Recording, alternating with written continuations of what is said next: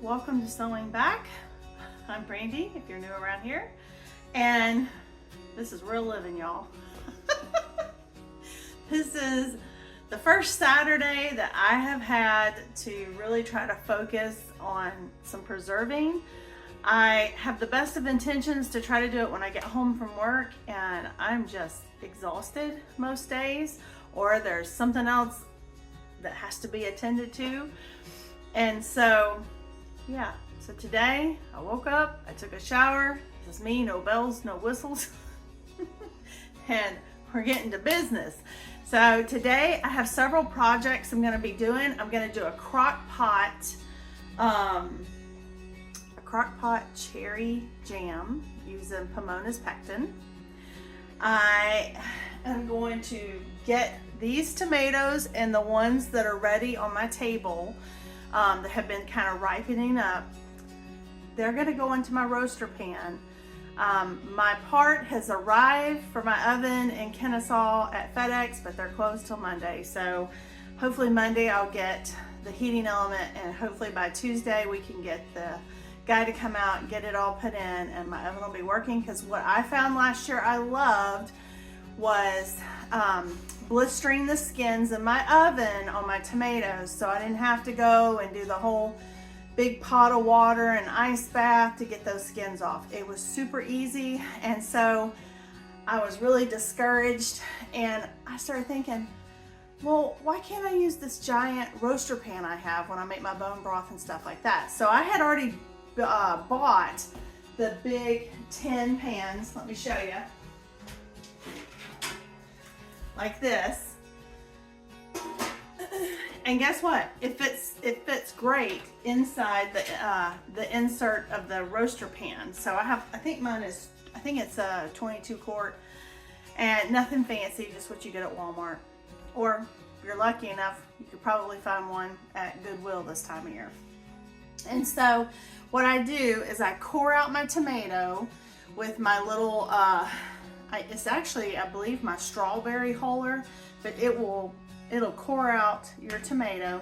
And then I just put the tomatoes in here. I'm gonna turn on a low heat for about 30 minutes. Then you take it out, the skins slip right off. And once those skins are slipped off, then I can put all my tomatoes back in the roaster pan and let those get really happy and roast down. I may even be doing that overnight and canning those tomorrow on Sunday after church, because you want it to cook down. I am excited because this is the biggest year I've had for paste tomatoes. That was one of my goals in the garden, and while I feel like I have failed so many ways as a gardener this year just from lack of time and energy, or the weather hasn't cooperated, from like crazy hot, dry conditions to now it's been raining for weeks. And I feel like we're back in that Seattle, Georgia turned to Seattle pattern.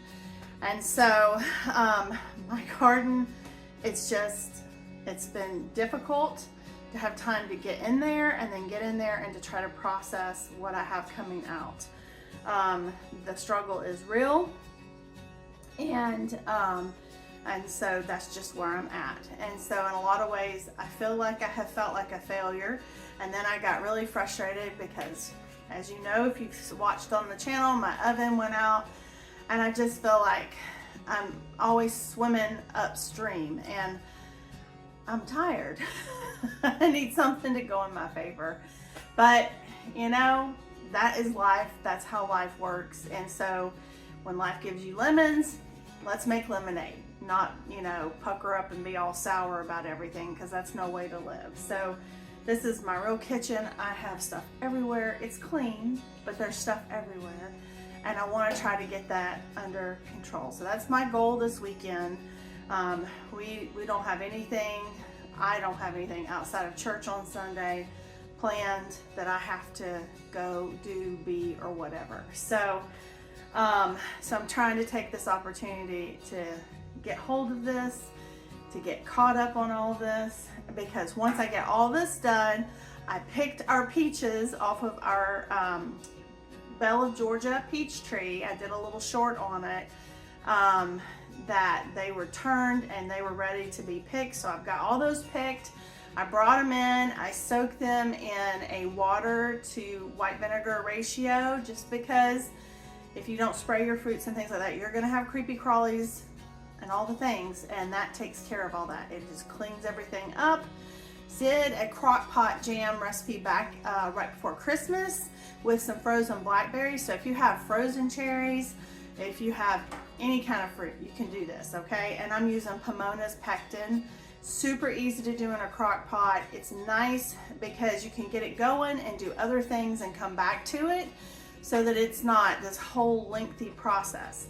And I kind of am digging that, and that's kind of my plan for this weekend, because I'm doing the same thing kind of with the tomatoes. I'm gonna get them peeled, and then I'm gonna get them in that roaster pan, and they're gonna be going low and slow. And I will get to them and get them canned, but it's not everything has to happen today. That way I can do it in processes. And it makes it a little bit more doable for me. Last year, I was not working outside the home, and I was able, as soon as I was pulling stuff out, I was canning it in my Nesco electric pressure canner in small batches, and I was just knocking it out, and it was so easy, and I was so proud of myself, and I really intended on that being the way it would go this year. That's just not what's happened. Just not what I've been able to manage. And so I haven't even gotten my Nesco out at all. And for this project, I honestly don't know that I'll get it out, only because I'm gonna have so many jars that I'll probably get both of my water bath canners going at the same time, just to get it all done. Because between the jam and the sauce, I can water bath can all of it. So probably what I'm gonna end up doing. I have got beans planted. Those are a pressure canning one that you have to do. I need to, in the future, I've got to do some more bone broth because I've used all that up with my chicken soup we just had the other night. So I have projects with my pressure canner coming up, but for this weekend, it's all about the water bath. So that's what we're gonna do, and I thought I'd bring you along with me and show you how to do it. If you haven't tried doing a jam, maybe you have fruit trees, producing for the first time, and having a crock pot jam sounds really delicious to you. If you don't have a water bath canner, you don't have to have one. You literally can use a stock pot, put a towel on the bottom. It is helpful if you have like a basket to put your jars in, or if you have one of the little grabber things to grab them out when it's hot, you need something like that. So those you can get really affordable, like at Walmart, whatever. But you can also get a water bath canner really inexpensive at like Walmart. I think I spent, one of mine I got from Tractor Supply back in 2020, and I probably overpaid for it back then. I think I paid closer to $30 for it. My other one I got, it was either last year or year before, because I was doing so much, I needed a second one. And that one cost me, I got it at Walmart. It looks different, but it does the same thing.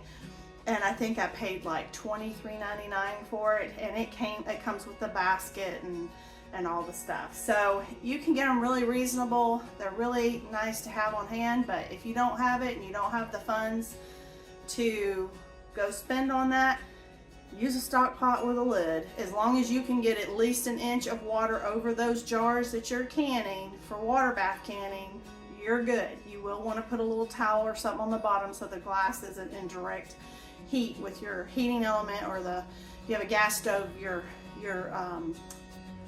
the flame.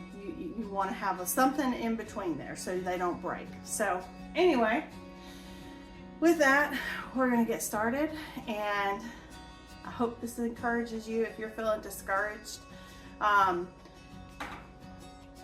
Don't be discouraged. Just dig in and do what you can do, and be thankful for what you get done in the given day, and it'll all be okay. I just actually had a lot of my tomatoes. I had a couple of zucchinis that I didn't get to, and they went south. So guess where they went? They went out to the backyard to my chickens, and guess what? They're gonna make me some eggs. So there's no waste there. If you don't have chickens, compost it. That makes living soil so you can grow other things. It just happens, and it's okay. It's just what it is. That's what it is. So anyway, let's get to it.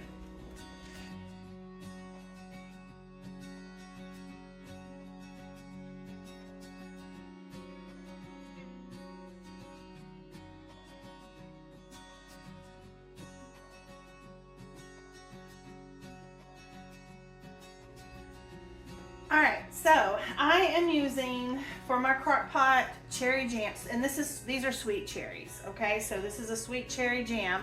I'm following Pomona's pectin recipe. These always come in your little box of Pomona's pectin.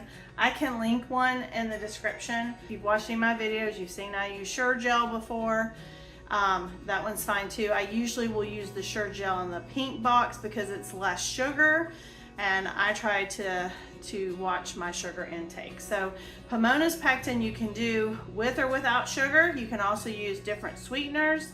As of the making of this video, it has still not been approved to can. If you're gonna can, now if you're gonna do like a refrigerator or freezer jam, you would probably be okay, but if you were gonna can, it is not approved for monk fruit. So if you wanna do like the Truvia, make sure you get the one that is stevia, and it's stevia and something else, but it doesn't have the monk fruit one. So they have like 2 different variations. They may have more than 2, but you wanna make sure you get the one that has the stevia if that's something that you're trying to do.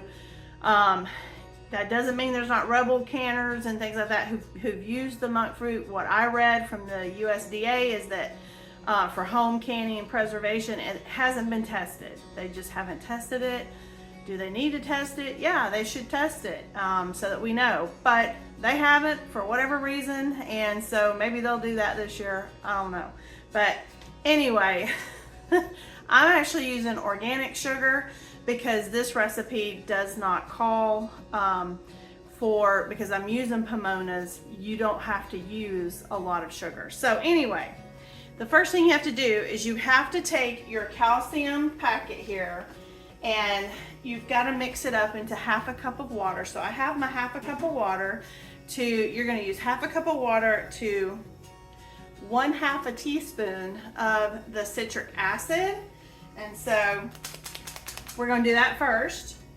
And what you don't use of the citric acid, you can seal up. I have a clean lid, and you can use that next time.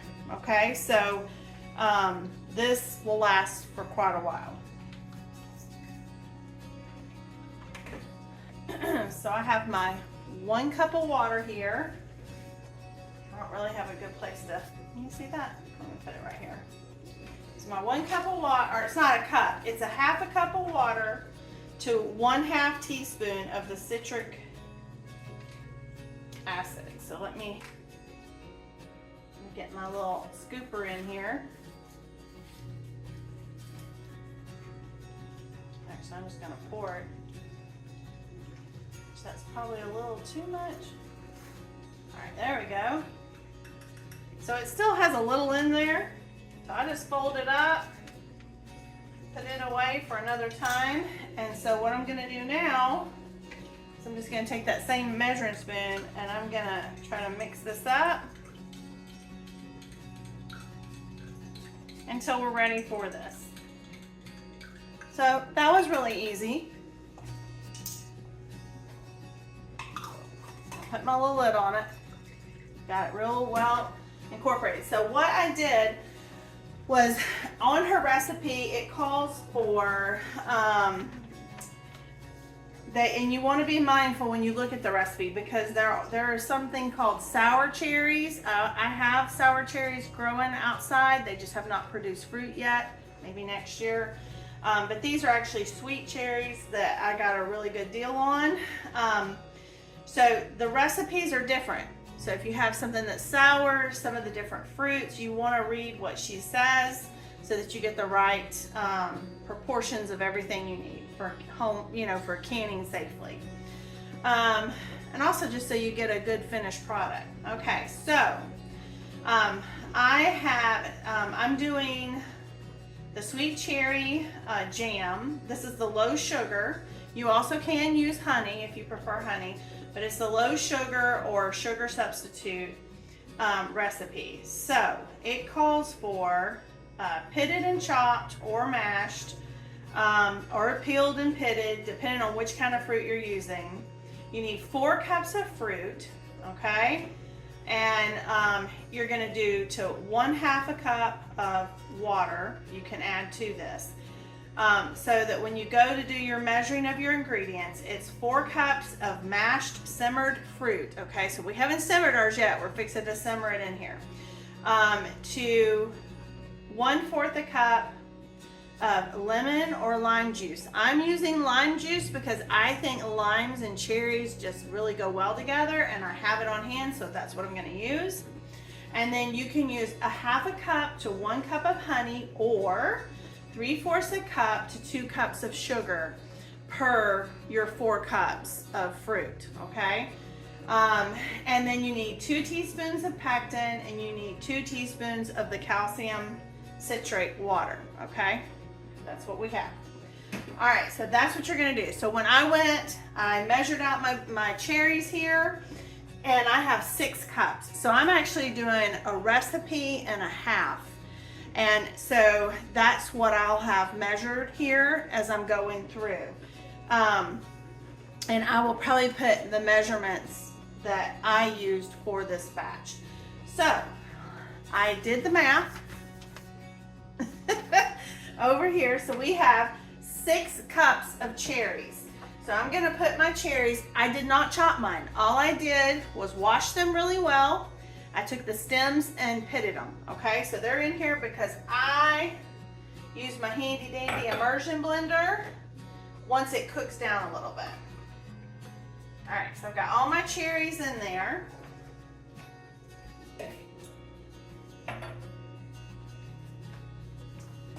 All right, so the next thing we're gonna do, oh, and if you saw, I put my jelly jars are in my dishwasher running right now. It sanitizes, it does all that. So when it gets done, this should be done, and I can go ahead and pull them out hot to put something hot in them. They'll be clean, and I'll have my water bath canner going and get this done, okay? So that's another reason I like the crock pot method, all right? So what we're gonna do now is we've prepared our calcium water per the instructions. And now we are going to prepare our fruit to get it going. So we are going to add, now this one says you can have 1/2 a cup of water. And so that would mean I can do 3/4 a cup of water, because I'm doing 1.5 times the amount. Okay, that's the other thing that's really nice with pomonas, is you can even cut it down. If you didn't, maybe you're doing half the original amount, you can totally do that. She explains that in her literature, so which comes in each box that you buy.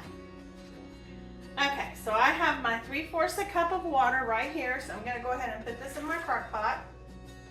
All right, I got that done. The next part of it, with my measurements, we need 6 tablespoons of lime juice, and I'm using Key West lime juice. I have this on hand. That's what we're using because I got it on hand.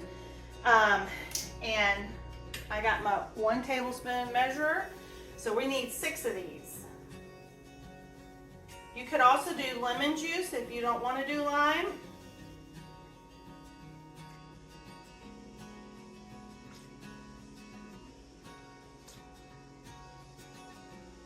Alright, so that's 6 of those. Then I'm going to be putting in, I typically go with the lowest amount of sugar she recommends, so which would be 2/3 a cup per recipe. So since I'm only doing half of another recipe, I decided to go with 1 1/4 cups of sugar. This is organic sugar.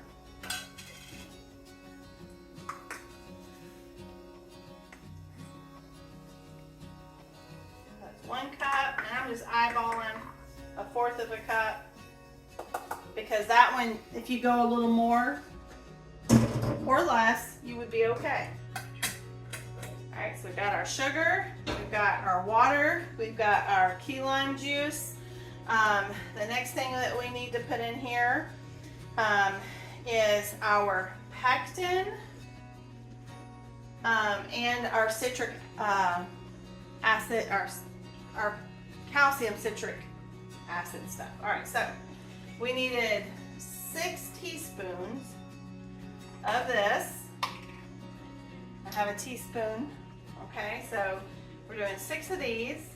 So 1, 2, 3, 4, 5, and 6. All right, and then I'm just closing this back up because I can use this when it comes to doing my peaches, okay? So I've got that out of the way. So the next part is to take the pectin, and we need 4 teaspoons. Actually, I think it's 4.5 teaspoons of my pectin here. So I just open my pouch here. And so I'm going to take the other side that's not wet, and we're going to do this. We're going to do our 4. 1, 2, 3, and 4. Okay, so, and I still have plenty left. The box says it'll do 2 recipes, I believe, is what it said on the inside packet. So you have enough to do 2 batches. Let's see, it says, well, it says it makes up to 22 half pints, which are 8-ounce jars. So in one box. So just so you know, you don't pour the whole thing in there. All right, so the next thing I'm gonna do is I'm gonna plug up my crock pot. Okay, and move all this.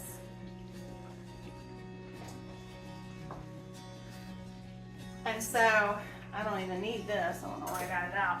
I have my little masher thing that I can use, but I want it to cook on low for about 2 hours and 15 minutes, okay? And then at that point, I will come in, I will start mashing my cherries to get them to where I want them. Now, if you want it totally more smooth, you can take your stick blender, go through there and just pulverize it until you have the consistency that you like. I will probably also use my stick blender, but I do like cherry pieces and stuff like that. Y'all know I like to use this with plain Greek yogurt and things like that. But the cherry jam you could actually do, you might want to add and use. Cherry can be really good like on a charcuterie board and with crackers and things like that and different cheeses. So if you want to do that, you may depend on how thick you want this to be, okay? So I'm going to take my little spoonie thingy here, and I'm just going to kind of mix in. So I'm coating my berries here with everything that we put in. And it's going to kind of be hard to see. Let me try to bring you up closer. Okay. So all I'm doing here is just trying to make sure I coat everything really well. If you wanted to already cut up your cherries, you can do that. Like I said, I didn't want to do that. I like having the different pieces and things like that in it. Okay, so I've got that kind of well covered. All right, I'm gonna pull this out. I have my lid, but what I'm gonna do is I'm gonna put it on low. So I'm gonna select low, and I'm gonna set it for 2 hours. Well, mine says 2 hours and 30 minutes. That's how my crock pot, it doesn't do it in 15-minute increments. So I have 2 hours and 30 minutes. So actually I'm gonna do 2 hours so I can check it. So once I get to that, then I turn it up to high for 30 minutes. And it will bring it up to like a boil. And that is what's going to allow it to thicken to the consistency you want. If you want it to be thicker, let it boil longer. You kind of want to watch it when you're in that last 30 minutes. But this buys me a couple hours to do other projects that I need to get done. So I'll see you back here in a few hours.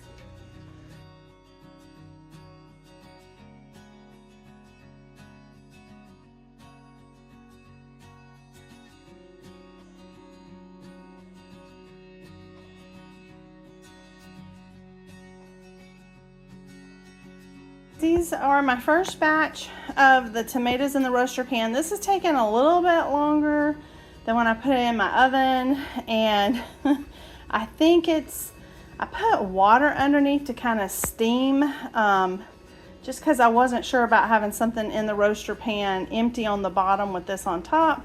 So I filled it with some hot water, and they are definitely, can you see, I'm fixing to pull these out and put my next pan in.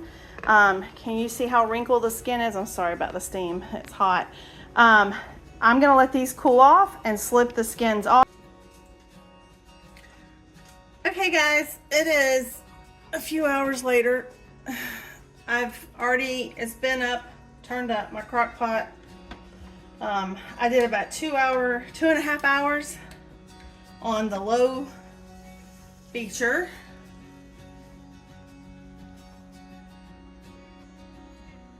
Sorry, I have my canning pot over here heating up. So I know it's dark and my crock pot's dark, so it's kind of hard to see. But I took my immersion blender and blended it up. I still have some mashed up and kind of whole looking cherries, but most of it is kind of pureed. And so it is ready to jar up, but I'm still waiting for my water to come up on my canner, on my water bath canner. So I'm just gonna let this hang out, and I'm gonna keep it up on high because it'll just kind of keep cooking down. But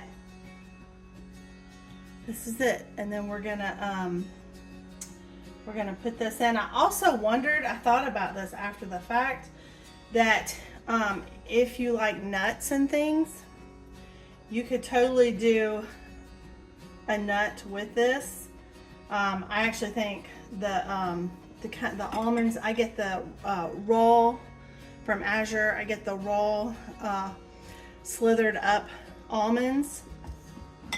I think that would be really tasty in this. If you wanted to do a nut jam, you could totally do that too. I'm not going to do that. I just want this to be straight up, but that's what it looks like. And you can do the, what I'll do is I'll put a spoon and a little plate in my freezer, and I'll show you. Everybody does it where they do the gel test. Like I said, you can keep this going for as long as you want if you want it to cook down more, to thicken up more, but it does set up really well once it's in the jars and processed. But it looks good to me. So anyway, stay tuned. We're gonna wait on this. It's starting to steam, but this is a big old canner. If you look over, so it has to be I want it to get up to close to a boil before I start putting my jars in. My jars are done in the dishwasher as well, and I put it on hot heat to dry so they would be sanitized and everything, and it would keep them hot. So you don't ever want to put hot liquid into a cold glass. It can break it, and you can have canning failure. So you want to have a hot glass jar with your hot substance. If you're doing a raw pack method, then you would use you could use a cold clean jar. So anyway, we'll be back in just a couple of minutes.